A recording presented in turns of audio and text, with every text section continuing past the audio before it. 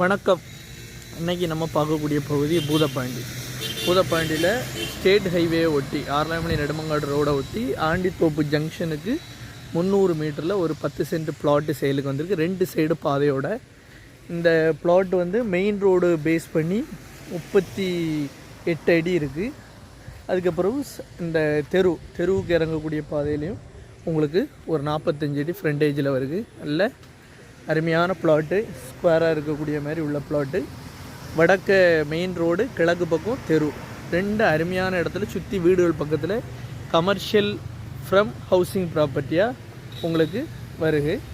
நல்ல ஒரு ஏரியா, வாங்குங்க, பயன்பெறுங்க.